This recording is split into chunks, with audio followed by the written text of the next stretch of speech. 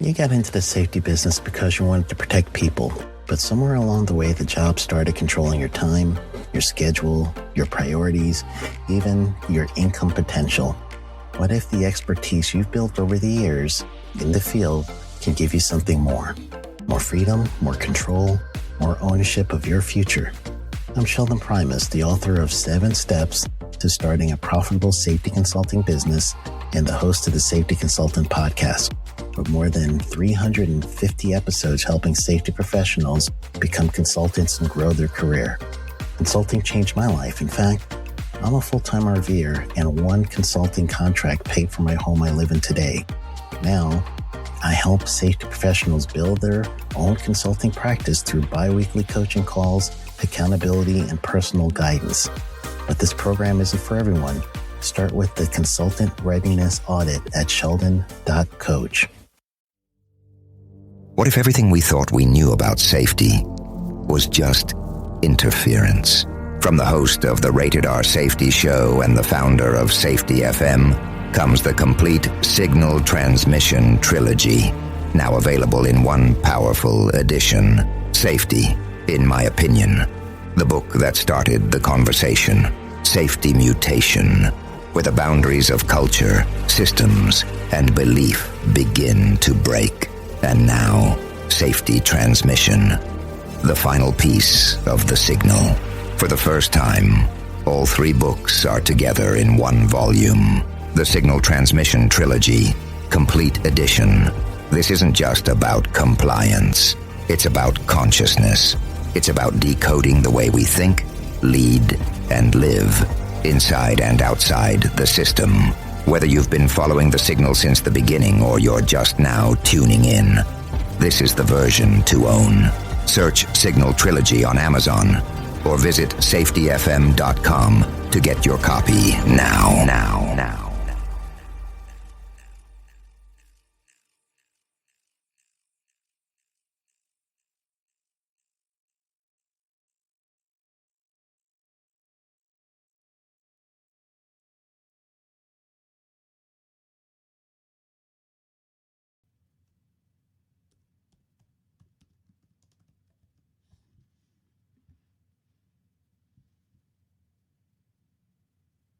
Hi, this is Jim from Safety Wars. Before we start the program, I want to make sure everyone understands that we often talk about OSHA and EPA citations, along with some other regulatory actions from other agencies, legal cases, and criminal activity. Everyone is innocent until proven guilty in a court of law. Proposed fines are exactly that, and they are often litigated, reduced, or vacated. We use available public records, news accounts, and press releases. We cannot warranty or guarantee the details of any of the stories we share, since we are not directly involved with these stories, at least not most of the time. Enjoy the show.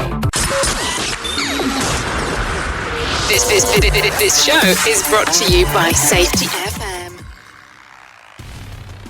And welcome to Safety Wars. This is our evening edition. Hope you're doing fine out there. So we did a show earlier today. Again, as I stated, the goal of this show is for 5 shows a week. I've decided 5 shows a week, even if I have to do them Saturday and Sunday. So, like everyone else, I try to have a life outside of work. And we have kids and family stuff and everything else. And it looks like I'm broadcasting from a storeroom. No, it's a conference room.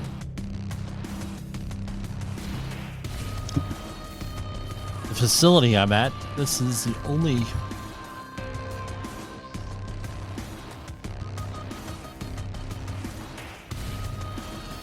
only area where I was able to secure to do this. So the acoustics are great. We're not going to be interrupted. It's nice and quiet. So I say go with it. Hope you're enjoying your construction fall protection week. We're going to talk about some of that right now. Hopefully you've had your safety stand down. If you haven't, well, hopefully you're going to be doing it this week sometime and get your nice shiny certificate from OSHA. So we're just going to delve right into it. Then we're going to go into news and views after that. Now, yesterday we talked about, or I should say earlier today, we talked about all of the standards, we'll say. The OSHA standards in construction for fall protection. There are other standards in general industry and everything else that we get this camera right. There's other stuff out there in general industry. There are ANSI regulations. ANSI standards. We do all the training in that. 845-269-5772, like it says on the ticker on the bottom of your screen, or jim@safetywars.com. What are we? We're a broadcast. We have this video platform. We also have a podcast, Safety Wars, on most of your podcast platforms, which we'll be uploading this to later on, and everything else that goes into it. Weird thing happened today. Yesterday, I posted something on May Day, and it was flagged by Facebook. And they said, inappropriate. And I'm like, really? I appealed it, and reason won out, and the post is back up there. So one of our main things here, if you haven't heard, I really don't go, and Jay Allen will laugh over this, I really don't go into politics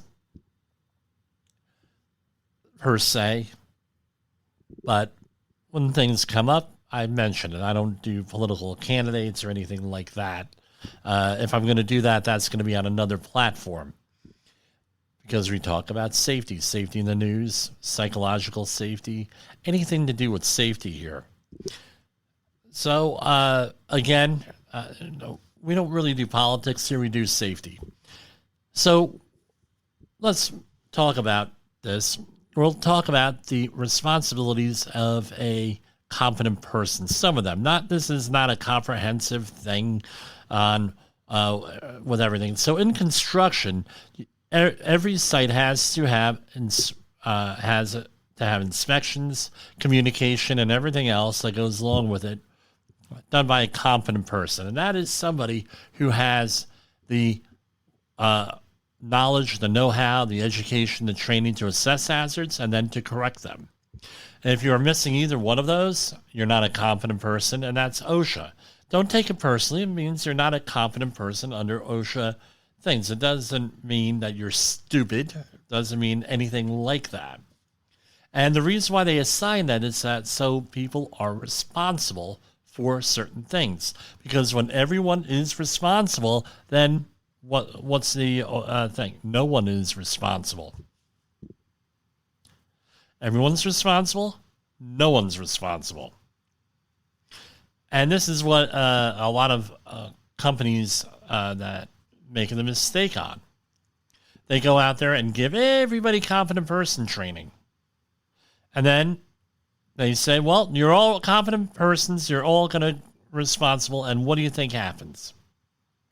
Not one of them is nothing happens, because there's not one person to go to. Also, that competent person or a foreman, by default, often on these jobs, is also a member of management, and they just can't, they're not a worker anymore. They're a member of management, legally, under OSHA guidelines, and also some legal guidelines. I'm not an attorney. I don't play one on TV or the internet or on a podcast. I'm just telling you my experience. So what's the competent person supposed to do? They have to make sure, in short, they have to make sure that they have the resources available for the job. They're able to assess, analyze, and act, monitor, observe. So you have to make sure that your crew has the resources to go and do whatever. With fall protection, you got to make sure that they have the right harnesses, the right lanyards, right anchorage points, All their fall protection equipment, whether you're dealing with a horizontal lifeline or another system, has been designed by a qualified person, and installed under the direction of a competent person. So, for example, you go out and you buy a horizontal lifeline. Are you going to be using that properly? Are you using a tie-off cart? I'm not going to mention the brand name. Well, you're a roofer. Is that being used in accordance with manufacturers' recommendations and standards?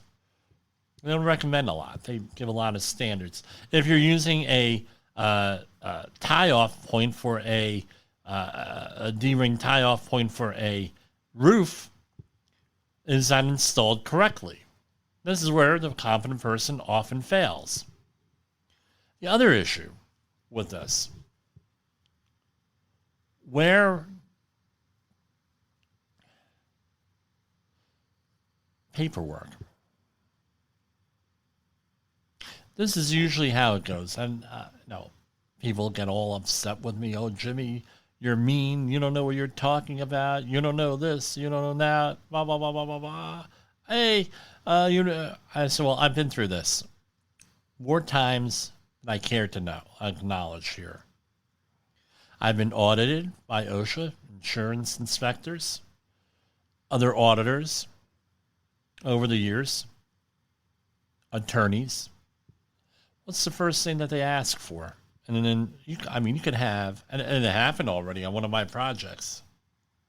I got to the job, Jimmy, we have 2 people dead and another one permanently injured probably. Oh, and you try to comfort the person. He said, the sheriff came here to investigate, or OSHA came here to investigate. We still have their blood all over the place. Accident scene hasn't been cleaned up. We were told to leave it alone by the police, from the investigators, blah, blah, blah, blah.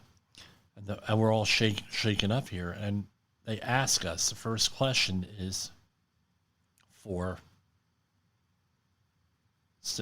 checklists, training records, anything to do with paper. First question out of their mouth. As well, it's not the first question. It's, hello, I'm from the government and I'm here to help. I'm so-and-so from the Department of Labor, OSHA. I'm a police officer. I'm an insurance investigator. May I see you have a business card? What's your name? They may ask you for your driver's license or other identification from the government. Then they write that down. And next thing, tell us briefly what happened. And then the next thing is, where's your checklist? Did you have a job hazard analysis? Where's your safety plan? Where's your OSHA 300 log from the last 3 to 5 years? Have you ever had this situation happen before? And the questions go on and on and on. And this is, so the coworkers are already traumatized by an accident, catastrophic situation. Then you get people coming in there and it's very cold. Where's the paperwork? Now, what people often think, and by the way, the paperwork's got to be produced depending on how the investigator you're dealing with within 3 to 4 hours. It may take 3 to 4 hours for the investigator to get there. Maybe quicker, maybe not. If you're dealing with a police officer or a sheriff's deputy, they may be really on the ball. It happened already on one job I was on, where they asked for training records after a forklift accident. People who didn't have the training records were detained. Way it was.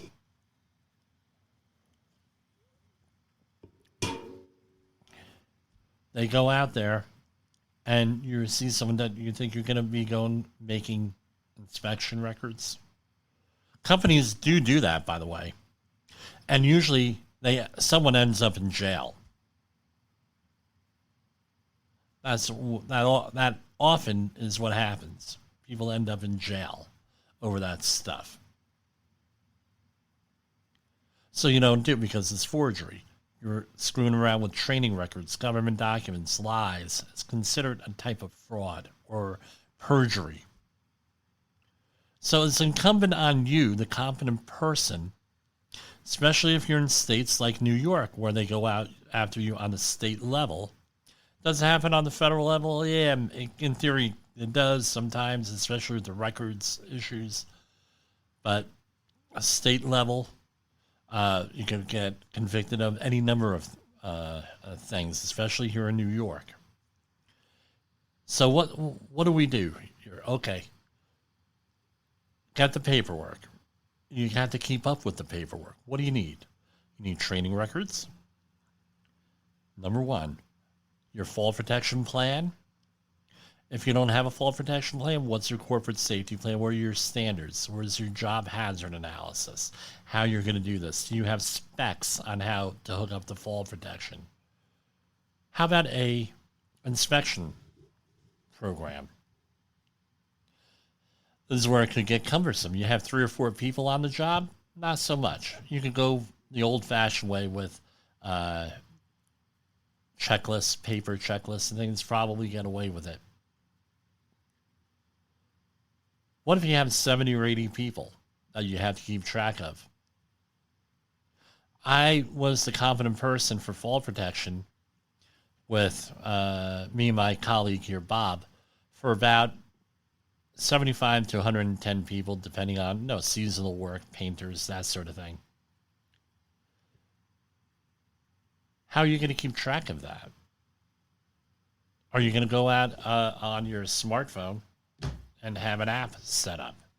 If you're going to have an app set up, how are you going to record that information?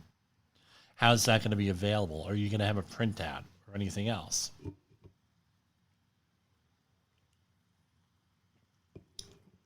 What about, what's on?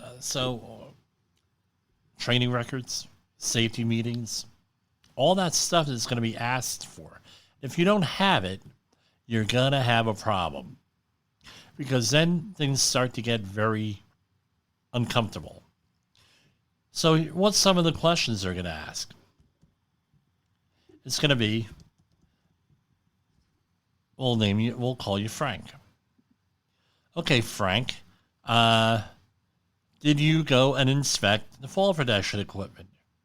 Yes. Okay, so you went in with the fall. Okay, so can you prove it? Now you got a problem. Because unless you're able to prove that you could, that you did this stuff, they're not going to take your word on it in all likelihood. Why? Because these people are lied to on a daily basis. Well, Jim, you're being a pessimist. Yeah, not really being a pessimist. I'm just telling you. They're not going to believe you. You're going to need written proof. So what is on the fall protection checklist? And lo and behold, I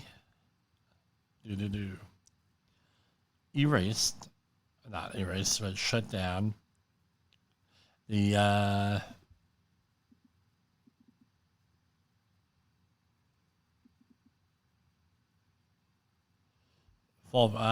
fall. Yeah, this is, hey, if you're a first time listener, get used to it. This is what happens all the time.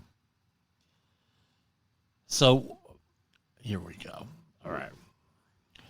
So what's some of the things that you look for on an anchorage point, for example? A harness. Any of these other documents. Horizontal lifeline. Inspection form. We got it all called up here. So what they're going to ask for is an equipment identification number, a serial number, what it is, what kind of configuration it is on that thing. Is it what kind of lifeline material, right? And kind of configuration is it? The date of first use, the date of manufacture, everything that's on that label there. We're going to talk about the labels there. What's the name of the owner, the inspector, signature, date of inspection? And on most, I don't want to say all, but on most of these inspection checklists, what are they looking for? First item on there, labels and markings. Is there a label on there? Manufacturer's label. What's on that manufacturer's label? You have serial numbers, number 1, the manufacturer, number 2, what type of harness it is, manufacturer's date, some people write on their date of first use, all that other stuff. All of that's important on there. Now, here's another thing. The insurance company, once this goes south real quick, a major accident, the insurance company is going to be looking to recoup their money here. If they have to make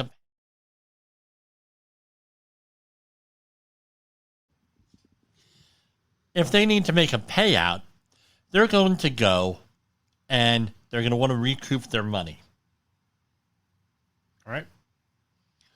Who are they going to try to recoup that from? It's going to be, number 1, right? There's going to be lawsuits, but one of the number 1 things is that this product failed to protect our employee or my client's employee. So they're going to try to blame everybody else. They're going to look and see if that label is there. Because what happens is, no label, you didn't pass inspection criteria done by the manufacturer, and therefore, you weren't even supposed to be in that harness. Now you pretty much screwed yourself on this. If you're dealing with a savvy accident investigator, even it doesn't have to be anybody from the government or an insurance company, someone like me, this is the kind of argument that's going to be made. With me, am I going to make that argument? Maybe, maybe not. All depends on the situation. But it may be a leading indicator. Ooh.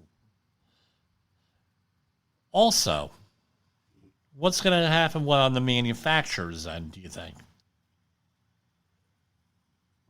I feel like I should be with an alcoholic beverage here. What's it going to be on the other end? Manufacturer is going to say, no labels. You don't even meet inspection criteria. You don't have the proper training. You don't have anything else. They're not responsible for that. They're going to kick it back. Think it doesn't happen? Oh, yeah, it happens. And it's a mess of attorneys trying to figure things out. And by the way, where did that harness come from? Did you buy that harness, Mr. Employer? Oh, no, we took the harness from another job. Oh, that sounds really good. So now you don't even know what the history is of that harness is. It's very common, especially on a union job, when there's a shutdown and everyone's getting laid off, they take all their fall protection equipment and throw it on the ground.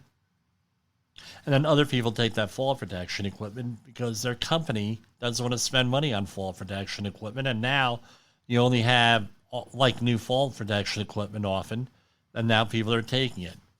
Now, what's it going to be? Well, now you stole fall protection equipment and used it and got hurt. Explain to me exactly why we're responsible for any of this stuff. Don't think it happens that way? Guess again. So those labels and being able to track where that fall protection equipment came from, preferably with a receipt, purchase order, something like that, right, will help to clear the waters out. So nothing's going to be muddied up here. Now you're going to say, Jim, this is all loco. This is all nuts.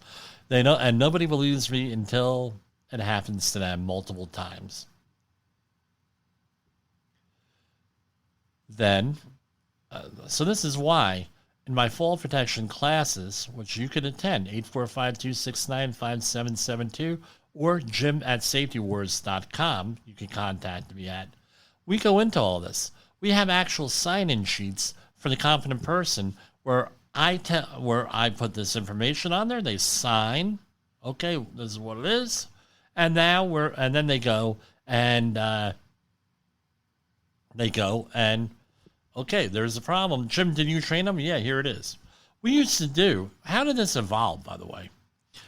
Back in the day, before they changed the OSHA outreach training guidelines, companies like mine used to do, we're talking back in like the mid-2000s, they used to do like a weekend of safety training. One day was the OSHA outreach course. The next day was like fall protection and respiratory protection. The last day was a couple of other things. HAZCOM.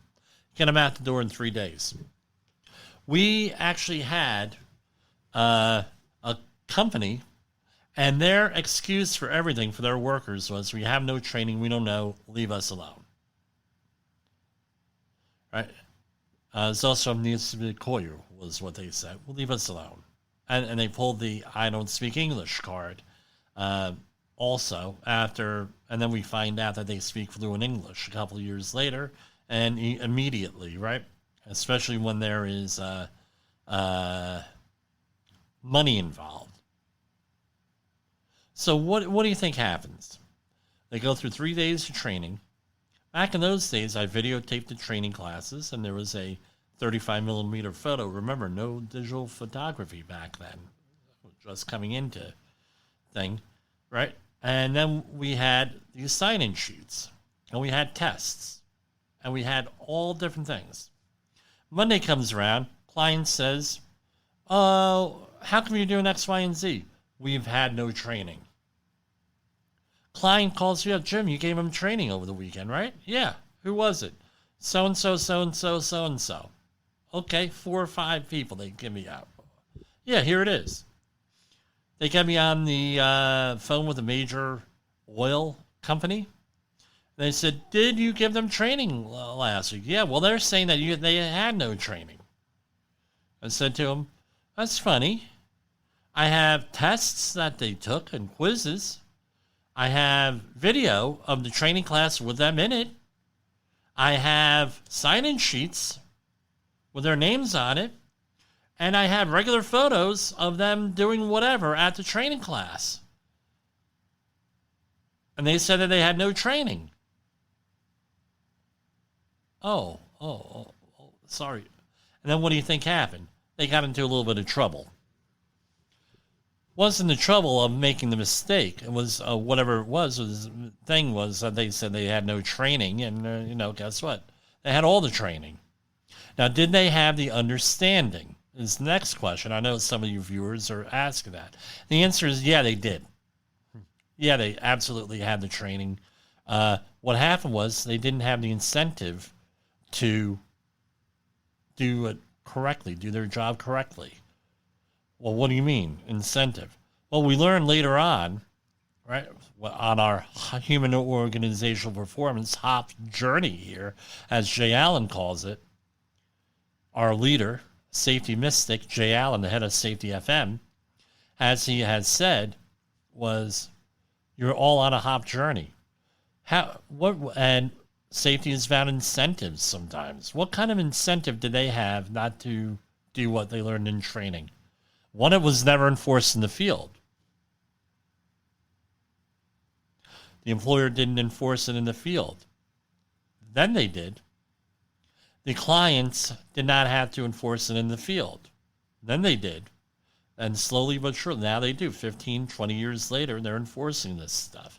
They've enforced it to such a degree that they don't need auditors like me sometimes. So now they're going out and with the... so that's why we have things in writing. That's why we have sign-in sheets. What's the next thing on a lot of these inspection forms? Are there signs of deformity? Is there a D-ring or a connection point? How do things look? Is there an anchorage connection? And for all of these, and we're going to have props tomorrow. How's the webbing looking? The cuts, burns, holes, paint contamination, excessive wear, heat and UV damage. Most of the nylon equipment out there, the nylon fall protection equipment, is damaged by ultraviolet lights. What's the biggest source of UV lights? No, they're not taking it inside in their aeroponics or hydroponics area and with the lights on. No, that's not what we're talking about. Even though that could happen. The sun. Look out the window on a nice day. You see a thing called the sun. It's getting more and more rare to look at because, we're spending all our time indoors. So you have a crew that takes this equipment and they take it and they throw it in the back of their truck, bottom of their gang box, pile a load of stuff on it. Usually the fall protection is thrown on top of the fire extinguisher. So they got to dig that out too. And what happens?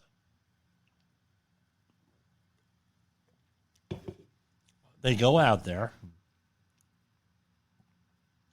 It's in the rain, it's in the weather, it's in the smoke. This is what destroys the equipment.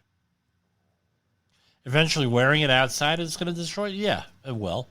But it accelerates it. And when I see people doing that with the equipment, it's now a leading indicator to me that they have bad work habits and are incentivized. What's the incentive? You would think having safe fall protection equipment is an incentive. No, not really. What's the incentive that they have is that they're in a hurry and they have to get home. Their foreman, their competent person is not out there saying, look, guys, put things away. They're not getting enough time.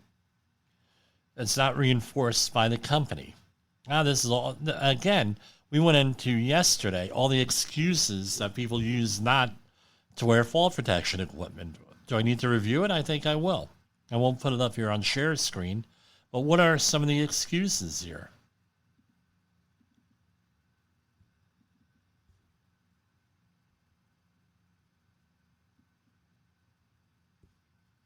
So that was from this morning, excuses that I hear. It's too expensive. Well, let the owner hear you say that, or it's not too expensive. Well, that's why I'm doing it. We don't really need it. Who cares, Jim? It's uncomfortable, and if it's uncomfortable, I don't have to wear it. And if I don't have to wear it, why am I taking care of it?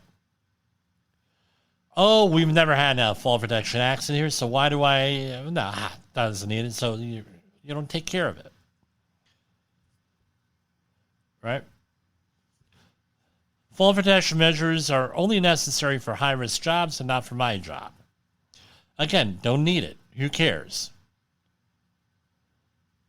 I don't care. Hey, it's you got to die sometime, and it will never happen to me.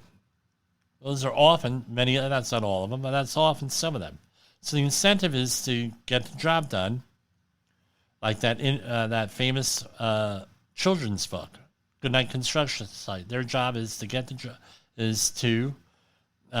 job done load by load, to build a building, to build a road, to get the job done load by load. It's not to work safely. That's not where the incentive is. Often, the worker will not have any training at all in fall protection. None. So what do you think happens when there's no training at all in fall protection? They do stuff like this. They don't respect the equipment. They've never seen it deployed before, meaning used. It never ceases to amaze me how often people are astounded about fall protection equipment. Jimmy, I didn't know. I didn't know that with a 6-foot shock-absorbing lanyard, you need 19 feet of free fall distance. I didn't know that. I was never told that. And I went through this earlier this week late last week with somebody. They were never told and shown what the limitations of their equipment are, what was appropriate, and why they were doing whatever. They're about 10 foot off the ground with a 6-foot shock-absorbing lanyard, which means that they would have hit the ground long before any of that equipment would have deployed correctly. All of this comes down to the competent person doing their job. Doing those inspections. Doing everything else associated with it.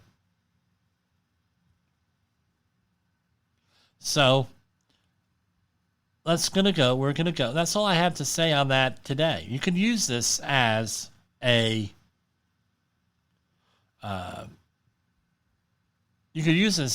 part of your outreach training class for regular fall protection training as a reminder.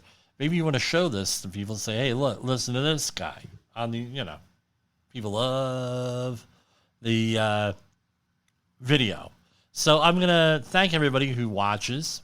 I want to thank everybody who shares. I want to thank everybody who subscribes, whatever platform you're on, to this show, whatever we're talking about. So we're going to go to our first commercial break, and there we go. In the professional safety community, communication and planning are just a few keys to your program's success. The question many practitioners have is, where do I start? Dr. Jay Allen, the creator of the Safety FM platform and host of the Rated R Safety Show, has built a global foundation to help you along the way. Go to safetyfm.com and listen to some of the industry's best and most involved professionals, including Blaine Hoffman with the Safety Pro, Sam Goodman with the Hop Nerd, Sheldon Primus with the Safety Consultant, Jim Pozell with Safety Wars, Emily Elrod with Unapologetically Bold, and many others. As individuals, we can do great things, but as a team, we become amazing. Dial into safetyfm.com today and surround yourself with a powerful force of knowledge and support.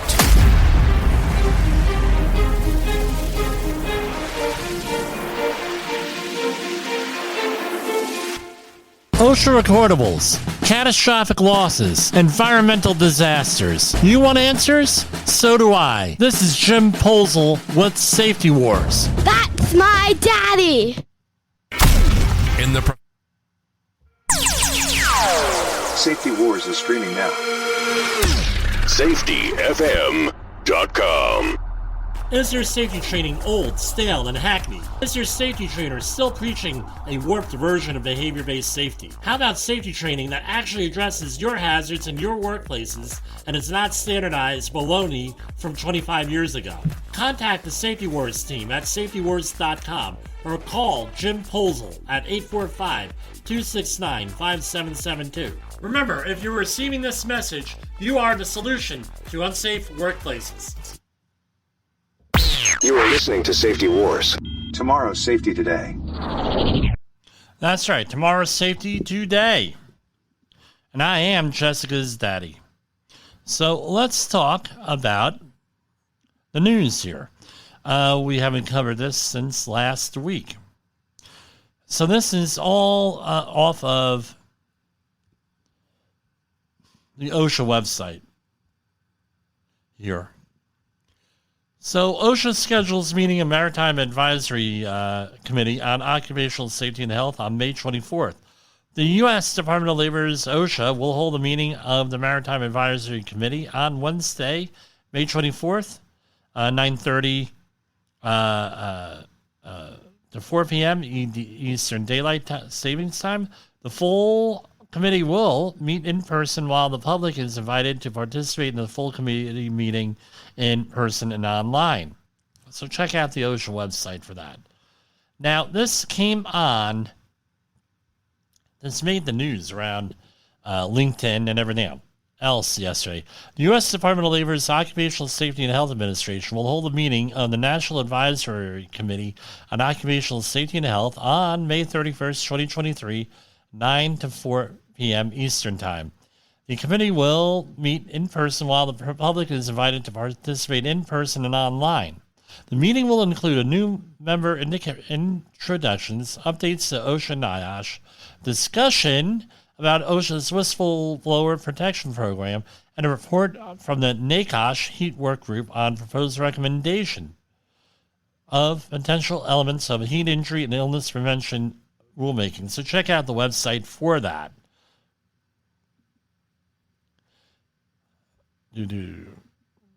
Now, U.S. Department of Labor finds a certain company failed to provide injured employees proper medical treatment at a facility in New York, which was a warehouse. An ongoing investigation by OSHA has found that a certain company failed to provide adequate medical treatment for traumatic and chronic injuries at a warehouse in upstate New York. OSHA determined that the company failed to ensure injured employees receive proper medical care. At least 6 employees with head injuries and 4 with back injuries did not receive timely, necessary medical care. Injured workers were returned to their jobs, and in many cases, their injuries became worse as a result. The agency put the company on notice previously about deficient on-site medical practices, and OSHA issued a hazard alert on the issue in January 2016 after the investigation at another facility. A similar warning was delivered to the same company at another facility after OSHA identified deficiencies in on-site medical practices. So this is a very large company. Well, what do you do if you're a small business owner? Well, you could go to us and get first aid CPR training for the workplace, not community.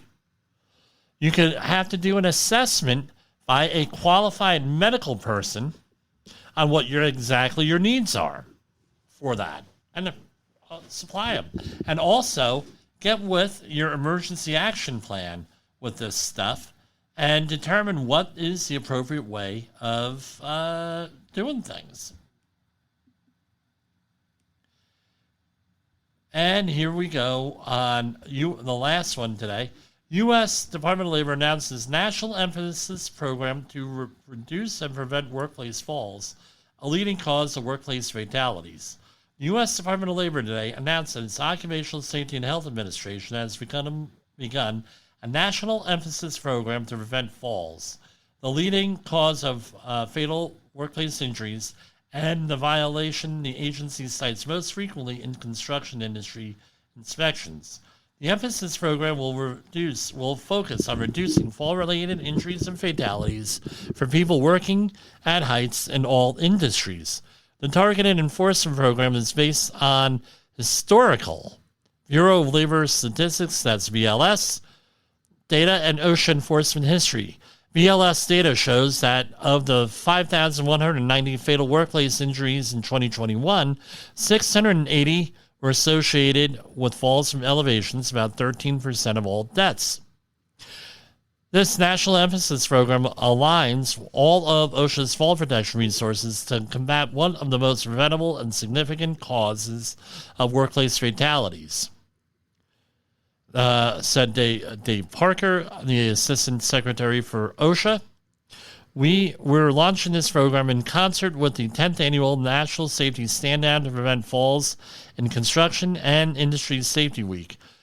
Working together, OSHA and employers in all industries can make lasting changes to improve workers' safety and health lives.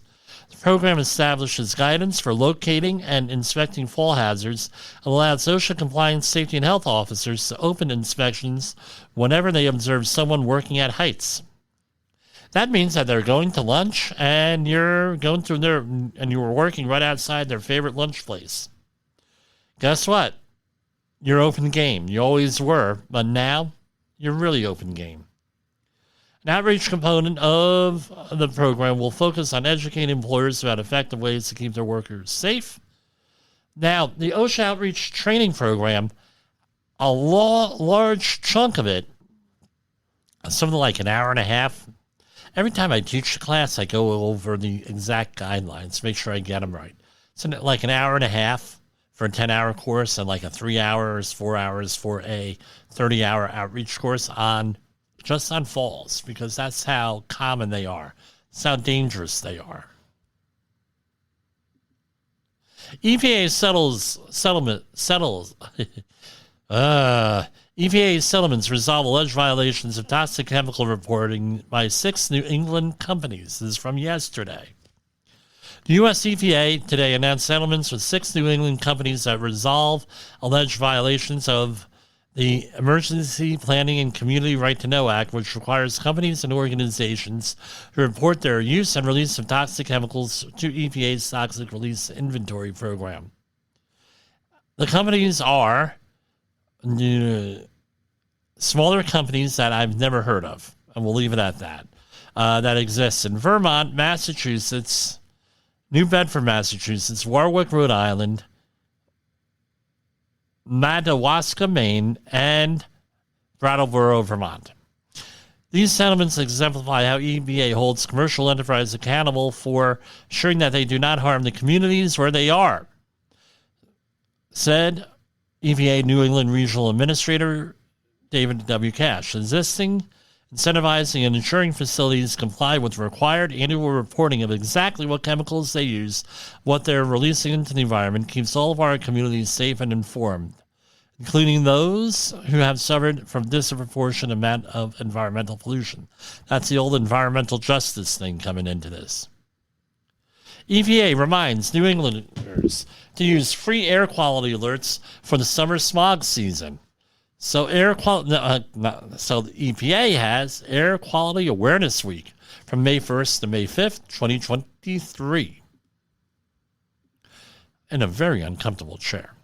With the onset of warmer weather, the U.S. EPA urges New Englanders to be aware of increased risk of ground-level ozone and fine particle air pollution, often referred to as smog, when combined, and to take health precautions when smog levels are predicted to be high. EPA and the New England states continue to offer free resources to the public. So you could check their website out on that. EPA honors national leader in the fight against asthma disparities during Asthma Awareness Month in May. The Wisconsin Asthma Program recognized as national model for work to enhance indoor air quality for people with asthma. Each May during Asthma Awareness Month, EPA highlights asthma awareness and recognizes leading asthma management programs for their work enhancing the quality of life for individuals with asthma. Growing up with respiratory challenges in North Carolina, I know all too well the struggle that millions of Americans suffer daily. Asthma is an issue that impacts the entire country and children and families living in underserved communities. It's an environmental justice thing going on again. Overburdened by pollution are disproportionately impacted, said EPA Administrator Michael S. Regan. That's why I'm so proud of the work EPA is doing to support real solutions, giving hope to those who battle asthma. Thanks to programs like Wisconsin's Department of Health Services Awareness, we are leading in innovation, making significant progress to protect human health. So what are some of the things here? One, identify and avoid environmental asthma triggers. If you have asthma, you know what those are. Pay attention to outdoor air quality and create an asthma action plan. This will help you monitor your asthma and take steps to reduce exposure to your personal triggers.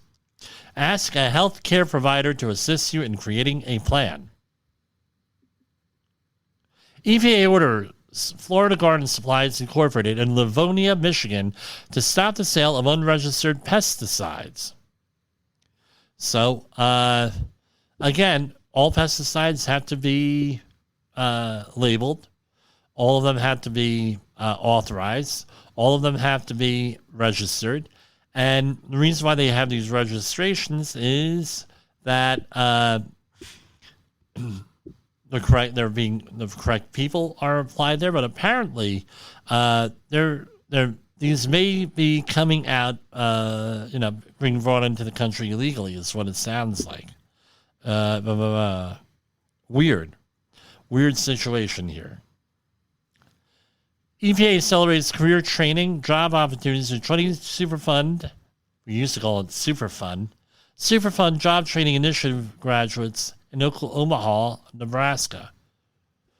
Is that out by the Wild Kingdom there? No, Okay, back in the 70s, they had Mutual of Omaha's Wild Kingdom, right? So anybody who grew up in that knew that joke.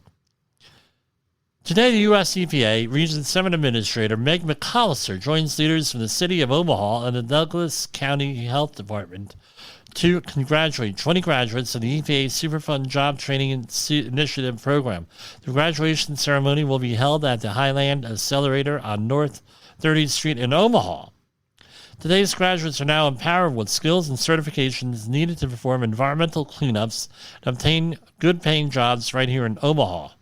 So, what kind of training do they have here?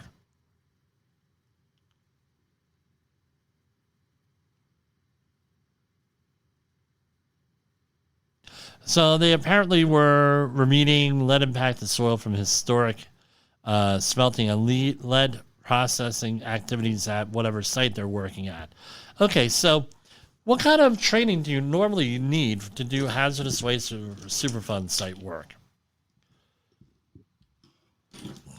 Come on. 1910-120, hazardous waste site operations and emergency response, which we teach. I've been teaching that since 1993, roughly. Parts of it, and then in total. So give us a call, 845-269-5772, or jim@safetywars.com, and I'm going to tell you, we'll give you that training here. We also do a lot of that training online via Zoom or other online platform. And then we have the field work exercise at your facility. So that's the basic one. You may need some certain contaminant-specific training. But that's basically it. Your 40-hour training. And what else goes on a hazardous waste site? Sampling. The regular type of work, whether it's shovel work, sampling, management of the cleanup, paperwork with hazardous waste manifests, air sampling, perimeter sampling, personal sampling for air sampling. You name it. There's a lot of stuff that goes on there. And very comprehensive training for everybody there.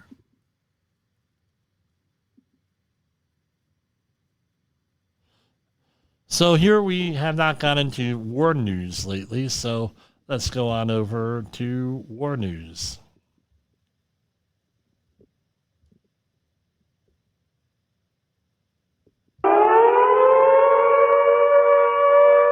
Okay, Russia is building defenses deep inside its own territory, fearing a sweeping Ukrainian counterattack, according to United Kingdom intelligence. UK officials on Monday noted extensive Russian defense far from the current front lines. Some are even behind Russia's own border, suggesting it's worried about Ukraine attacking there.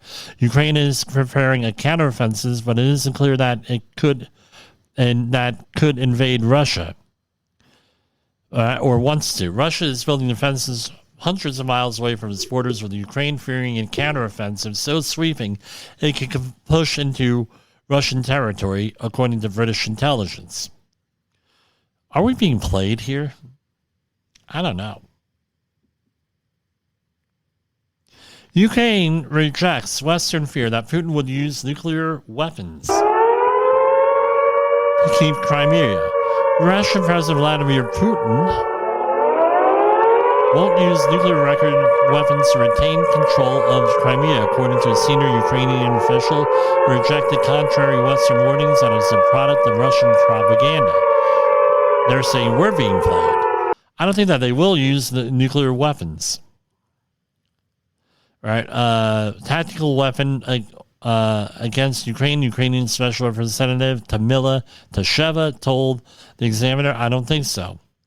Oh, really? They've been saying they would. It's been part of their strategy since before the fall of the Iron Curtain and before the fall of the Soviet Union, they might. But we're not going to, they ain't serious. Not a problem. The President of the United States said recently, and I'm not picking on him, I'm just stating the fact that we're closer now to nuclear war than we were ever, basically, than the Cuban Missile Crisis. Here we have something that might impact safety. So there's apparently a writer's strike This is from Deadline.com. Gutfield, to remain on Fox News, invites... I know it's Fox News, right? Not all the late-night shows have gone dark, it seems. Gutfield will remain on Fox News, airing a new episode this evening. This comes after WGA called for a writer's strike following a breakdown in talks with the studios. All other late-night shows from The Late Show with Stephen Colbert and some of the other ones are on strike. My question is how is this going to impact television? I don't know. I tell you what you could do. We're not on strike here. You can go and tune in to me and Jay Allen here if you want something to look at. I mean, look, we got the nice thing. Of course, Jay is much more handsome than me. What else do we have here? We have a couple minutes more left. British people urged to swear allegiance to the king. So this, somehow my Aunt Joyce... I don't know if she planned this out or if it was complete coincidence. She's going to England this week, not to see the coronation. She just had a trip planned to England for like a year and a half, and this happened. Just so she's going to be there to see the coronation. At least what you could see. All Britons will be called on to swear allegiance to the King Charles III at his coronation, an oath hitherto reserved for British nobility, in a move that has upset anti-royalists. So, there's a traditional homage of peers, which during which representatives of nobility kneel before the king, pledge allegiance to him or to her if it was a queen. That's going to be scrapped. Instead, a ceremony will include homage of the people, with the Archbishop calling on people in all the United Kingdom and other places where King Charles is the head of state to swear allegiance. Okay, so I've been following this, especially since the whole Meghan Markle thing and all the other controversies that are going on here with this. And there's been a move, I've been told, all this time. We're going to try to bring, the nobility into the royal family to try to relate to the people more, right, and everything else. So instead, and they say, okay, it's a constitutional monarchy, I get it, but they have representatives, so it's more like a parliamentary, more like a republic. I don't know, I'm not a political scientist, I'm just a humble environmental scientist. But I don't think that this is going to have its intended result here. So rather than somebody else pledging allegiance to the king and the royal family, now we're demanding everybody do it. I don't think that that's such a good idea, guys. I'm sorry. I really don't. Oh, how do I want to fit it, right?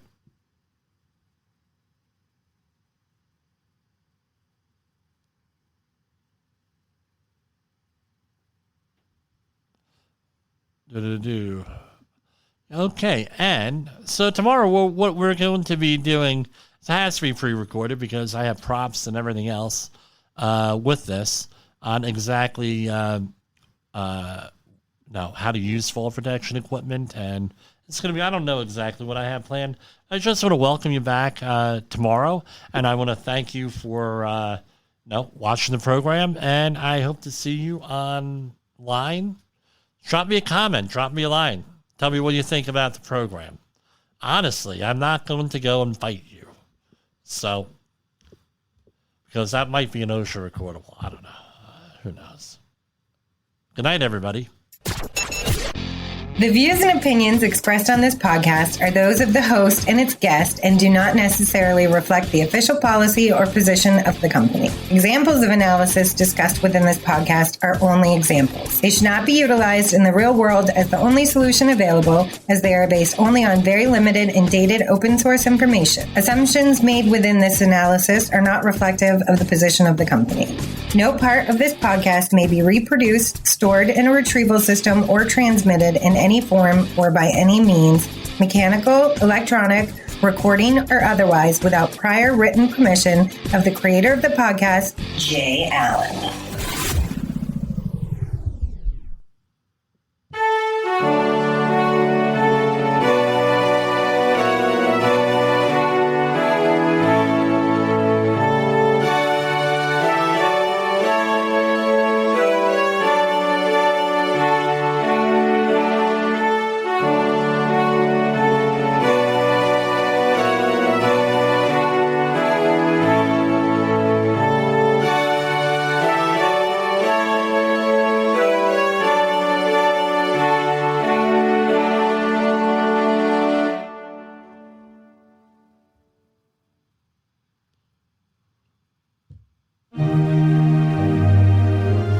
That one's for you, King Charles.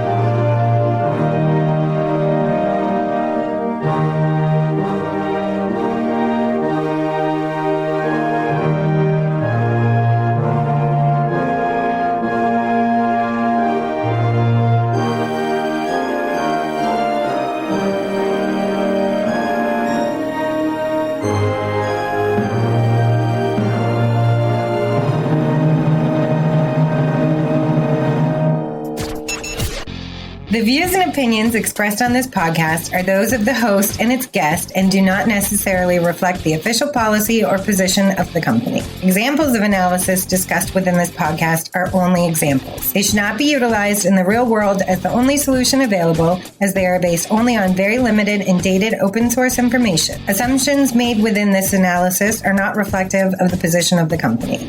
No part of this podcast may be reproduced, stored in a retrieval system, or transmitted in any form or by any means, mechanical, electronic, recording, or otherwise, without prior written permission of the creator of the podcast, Jay Allen.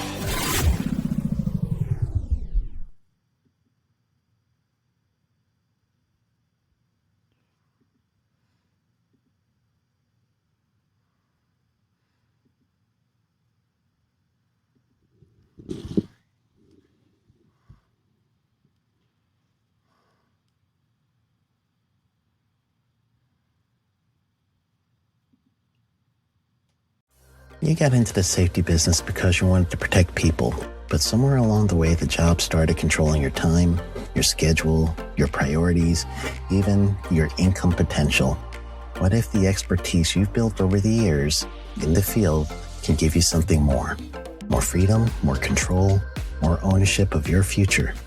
I'm Sheldon Primus, the author of 7 Steps to Starting a Profitable Safety Consulting Business and the host of the Safety Consultant Podcast, with more than 350 episodes helping safety professionals become consultants and grow their career. Consulting changed my life. In fact, I'm a full-time RVer, and one consulting contract paid for my home I live in today. Now, I help safety professionals build their own consulting practice through bi-weekly coaching calls, accountability, and personal guidance. But this program isn't for everyone. Start with the Consultant Readiness Audit at sheldon.coach.